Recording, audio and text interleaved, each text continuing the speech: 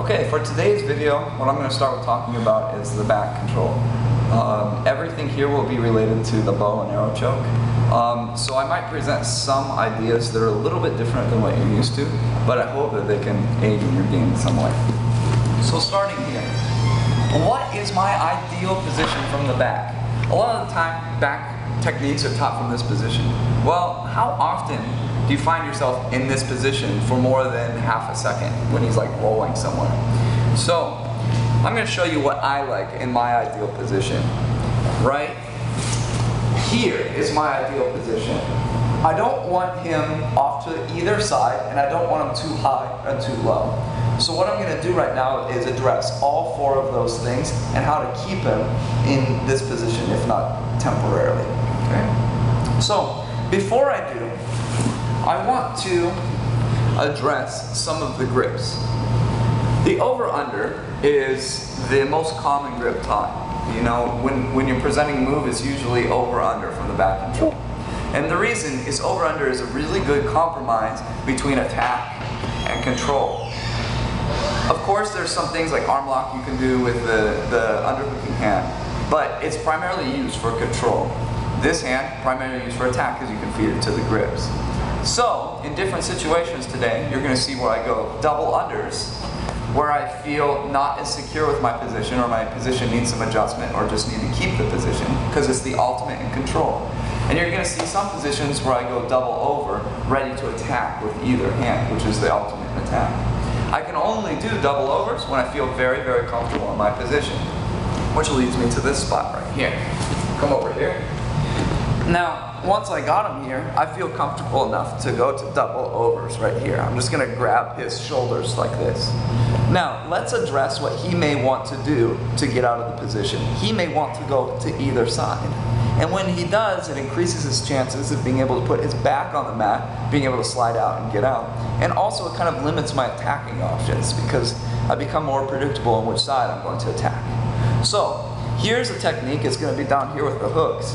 This is not how I'm going to do it when I roll. It's simply to illustrate a concept. Okay? He's going to roll towards the camera right here. As he does, I'm going to remove my hook, put it on the ground, and I'm going to escape my hips back underneath him.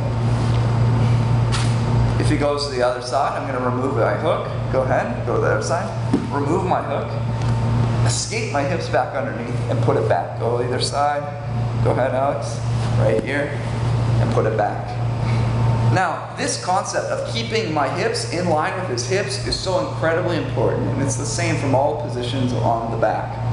So, I'm not really going to do it like that. That's just it's easier when I take out my hook, put it there, and escape my hips underneath him, because you're rooted to the ground here. But the cool thing about hooks is that they can be used in the same way. I'm going to push. When he rolls this way, I'm going to push downward, just like I'm putting on the floor, to escape my hips. Go ahead and roll. Watch this. I push down with my hook and get my hips underneath. I push down here. You can't see it on the camera probably, but he can feel that I'm pushing down with my left foot so I can get my hips underneath him. Go to the other way. Right here, he's starting to get an angle here. Look, I'm going to push down with my right hook and escape my hips underneath. It's the same thing as when I take out the hook. It's just easier when you take out your hook. But you're risking a little bit when you take out your hook. I never like to do that on purpose. Now, the second thing that's going to help me keep the position is I'm going to use my palms right here to prevent him from going to the side, along with escaping my hips. So go ahead, roll to the side. I'm going to turn him like a steering wheel. Look, I'm pulling down here, and I'm framing here, and then I'm going to escape my hips back underneath. Go either way. And this is plenty of time for me to attack. I'm kind of turning him wherever I feel with this grip, and I'm using my hooks to push down as appropriate to keep my hips underneath. Now, that addresses from side to side movement, but we also need to address up to down. If he's too low, go ahead, go too low, he has a good chance of escaping. It's hard to choke here. The angle isn't the same. I'm going to go double unders, and I'm going to pull him back to the position I want. Then I'm going to go back here, be ready to attack. And if needed, I can do my position maintenance from side to side. Side to side is more common. Now, if he's too high, I may or may not need to make double underhook grips. a lot of the time you can just push down and watch down here. I extend my legs to get them down. Go ahead and bridge into me hard, Alex. You know, big guys like this escape a lot. Here, and if you feel comfortable, like you need a little bit more, grab the lapels and push down. Go ahead, bridge on me. Okay, push down. Get him back in the position and come here. And then I'm gonna push down if I know that's what he wants. And go from side to side, so you gotta combine it all. Escaping my hips underneath him. Keeping him good here. Good, he tried to go high. So, you have to keep him here. Can you keep him here forever? No. But you can keep him here long enough to start getting in a grip. So, let's talk about the bow and arrow choke now. Because this video is mostly about the bow and arrow choke. Most of the time it's taught like this. From this position, you get the choke, you grab and you go. That's fine. We're gonna do a drill from this position, but keeping in mind that we're not really, in most situations, gonna be applying it from this position where we're both sitting up, because it doesn't exist but for a few moments. So what I'm gonna do is with my double overs, I'm gonna take, let's say, my right hand, and I'm gonna touch the back of his neck back here. Come around here. Come on this side. I'm gonna touch the back of his neck, and I'm gonna slide it in on his neck like this. As I do that, this is gonna open up and grab here. And then I'm gonna go for the choke, okay? You all know the choke if you're watching my videos, most likely. Then I'm gonna, for the drill, I'm gonna come back to center, and here's the key skill for this drill. I'm gonna connect my fingers together. You see how here, one is on top of the other. I'm gonna slide. Look how his chin is up. It can't go down. And then my right hand opens the collar. Make the grip and go. Okay, I come back, watch. I'll do it in slow motion. You see that? That's the key skill. If you get the grip, you should always get the choke. If you don't get the choke, you did something wrong. Okay, right here. Watch. Do this because it helps your gripping coordination with this sliding motion. Because as you're gonna see, as soon as you encounter resistance with the choke, you're gonna switch sides, okay? Watch here. Next idea, defend yourself, okay?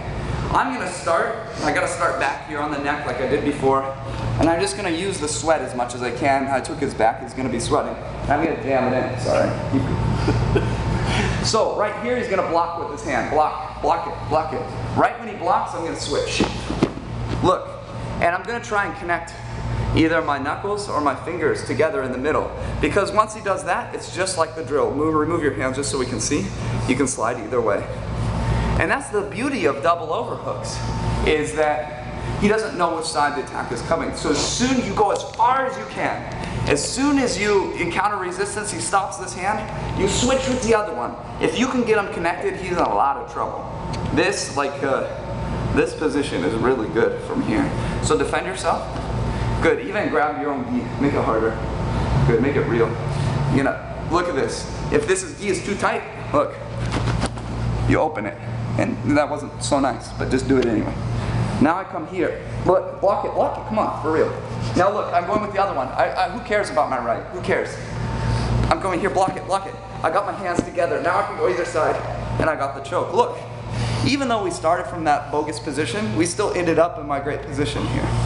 So, the only difference in how I really do this is that I do this whole thing from right here. Because this position can exist for a while. So if I need to, go ahead and block, it's okay. I come here, and I'm switching. Oh, look, I can't make the grip, I'm so close, but yet so far. Look, come on the top, and I switch this side, and I got my grip, which is pretty cool. Now, timeout. We're gonna go to a different position. It'll seem random, and then we'll bring it back to this position, okay? Let's go to the mount. From the modified mount, he may escape, he get here, and I move here. Modified mount, and keep this in tight and everything. Now what I'm gonna do is I'm gonna take this gi collar right here, and I'm gonna feed it underneath to this one right here. Then I'm gonna grab the knee, sit like I'm doing an arm bar, and cross. This is a bow and arrow choke from the modified mount. So here, for whatever reason, maybe He escaped from the mount. Go ahead, push, push, push. I came here, immediately fed. Notice how I fed this grip. Now, I grab here. Now, I sit like I'm doing kind of like an armbar, cross, and finish the choke. What does this have to do with the choke that I just showed from the back? Come over on this side, this will be the best angle.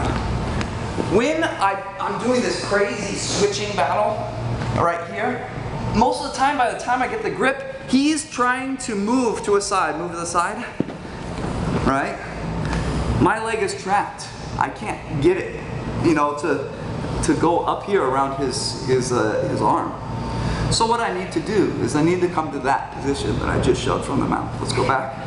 So pretend that as I got the grip, he fell on my arm. Now what I'm going to do is I'm going to pivot my hooks, and I'm going to use the momentum, which I have none of now, to touch this foot on the ground over here and chop this foot underneath as I grab here. Watch.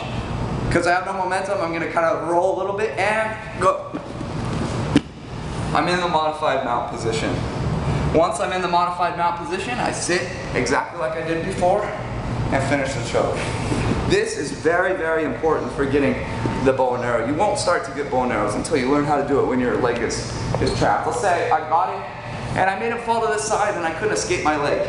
Either I said, okay, I'll trade you this position for me getting this, or maybe he just smushed my leg as I was going for the choke. Now, as we were falling, I'm going to kind of get up to this position here, modified mount, because that's where I am. Move my knee up, sit, and finish. Okay. So from right here, we could be working. I pulled him into the position I want with double unders, because double unders, I need to kind of secure the position I want. Now I'm ready to go to double overs. I can make some slack here. I maintain my position, but not for long. You want the initiative. I go. Oh, he blocks it. Okay, come on. Yeah, good. And I switch. Block that one. Block the switch. Good. I switch again. Now look, this is interesting. I'm on the wrong side, right? I have this dangerous choking grip, but I'm on the wrong side. This is the side he wants to escape. Look how I'm going to use this arm. Because it's not underneath, it's not trapped here, like over under, I have a lot more control than what I can do with it. I'm going to do basically the same thing. I'm going to push him hard, I'm going to pull with my choking grip, and I'm going to push down with this hook and escape my hips underneath. Then I'm going to bring him this way. Look, oh no, he's on my arm, or on my leg. If I knew leg bone, stand to the hip bone, sorry. And then I come here. Every time you set up the choke from this position, where he's on top of you, I can pretty much guarantee your leg's gonna get trapped. So you've got to be good at this. If it's on the wrong side here. Look, I don't want his head to be able to come under my armpit-ish. So if I can use my head to block, that's even better for me, because it makes it hard for him to get out. Now look, I'm going to push and pull him and hook as I hip escape underneath him. Good, I got my position back. That was all I needed. Push, pull, use mainly my hook. Then go to the finish, just like I did before. Now, I want to take this principle that I had in my ideal position of keeping my hips in line with his hips and show something from the turtle position. However you got here, you got it, come over here, you have one hook in. However you got here, you have one hook in. With my foot undone, there we go. Now, I see a lot of people come here looking for the other hook, and it's like they're falling off. You see how I'm falling off to my left? That's no good, because a lot of people are so rushy about that second hook that they end up losing everything. Forget two hooks for a moment, get one hook. What I'm going to do is I'm going to throw myself all the way up, my hips in line with his hips. Watch like this. I put my head on the ground. You see here? Look at my hips are now square on his hips. You see that? But my head's on the ground for base. If you have long legs, you can cross your legs from here. Look behind. You can cross your legs. I can do that, no problem. You can too if you're sitting low enough. From here, you're just going to continue your roll. Double underhooks, because I'm not so sure about my position yet. Okay, let's say defend, defend, raise your leg real high. Good, defend. Start attacking, and then put your hook in. So, from the turtle position, what I'm trying to teach here, let's go here. What I'm trying to teach, however you got your one hook in, and say you're off to the side a little bit, I want you to put your head on the ground here, and throw your hips up, and shoot your legs backwards like this, watch. I'm shooting my left leg in real deep right now. You see how I made that adjustment? I can even kick my leg back if I have trouble crossing my hooks. Because if I'm too high, I'm not doing anything, I'm probably gonna lose the position. You can kick your momentum. Now go double underhooks. Because when I roll, I don't want him to escape with this arm, watch.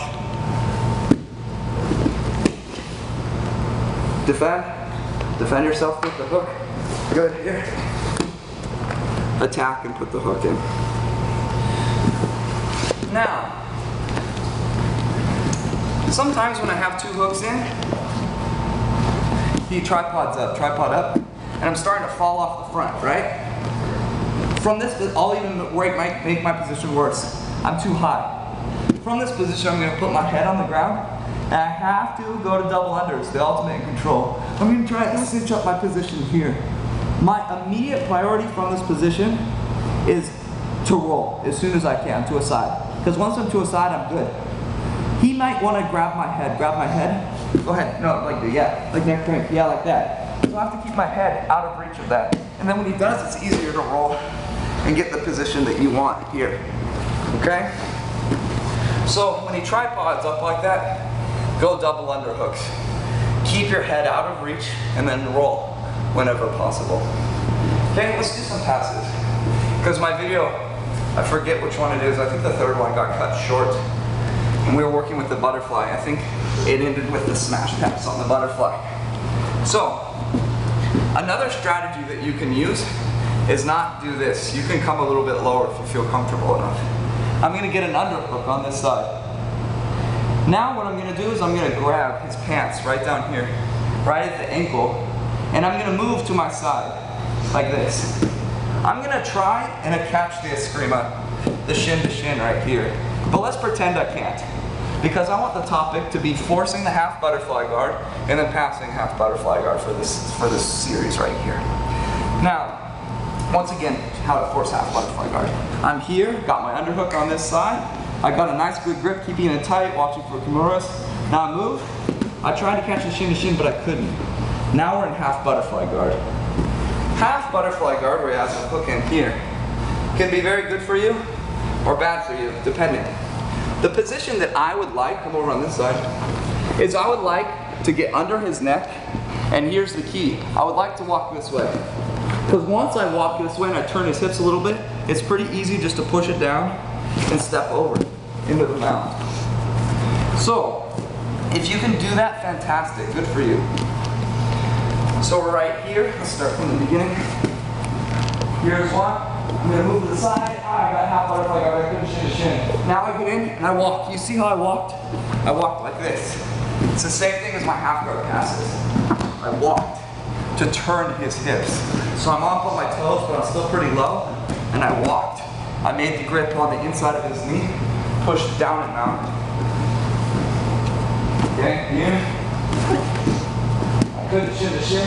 I get under and immediately I'm on top of the game. Look how I'm here, make the grip even better.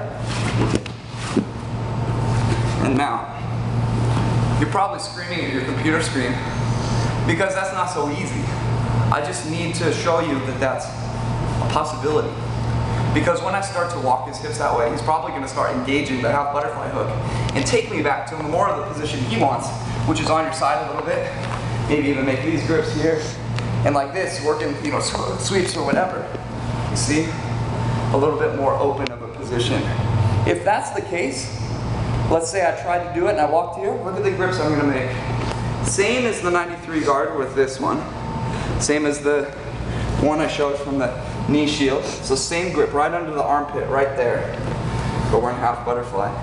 What I'm going to do is I'm going to make the grip over here. Camera girl's getting a good workout. This grip right here. Now, I'm going to tripod on my legs and back away. Now I'm going to shut this leg and do an X pass. But come over on the other side now. Notice how I still have my grips. And this grip is going to keep him from turtling.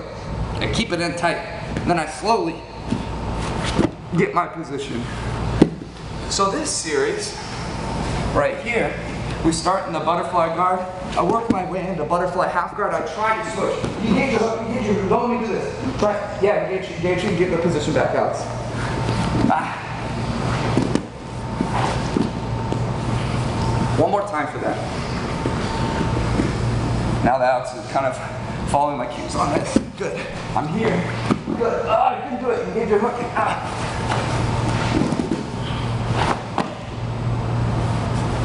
One of the cool concepts I showed in video number 1 was this Toreando pass, where I pinned it down, I walked with my feet, I threw his hips over this way, and then I walked this way. I want to show you that for a certain style of passing, when his hips are angled this way, I want to pass that way, and vice versa. When they're this way, I want to pass this way. There's passes available from each side. However, that's a really good strategy to use. So, you can use the same pass from the 93 guard if he's on his side enough. This is the pass to do when he's on the side. I didn't show this in the open half guard. Why? I don't know. I just forgot. So right here, tripod up, it's the same pass. He just didn't have his hook in. That's okay. Okay? So, as an alternative to this position here where I got my back really engaged and doing the smash pass, you can play down low in here and work this. There's also an option for you to jump over the hooks. Either way, if you want. As you jump, you can eskrima your hooks. Look how when I came here, I went head with head. And now look, rep step, jump, keep following me with your hook, follow. Other side, other side. Yes, right here. Look at this leg, it escrimas. You can prise that hook off. That's another thing that you can do to get around the butterfly guard. So, hope this was a good random smorgasbord of techniques for you. Enjoy.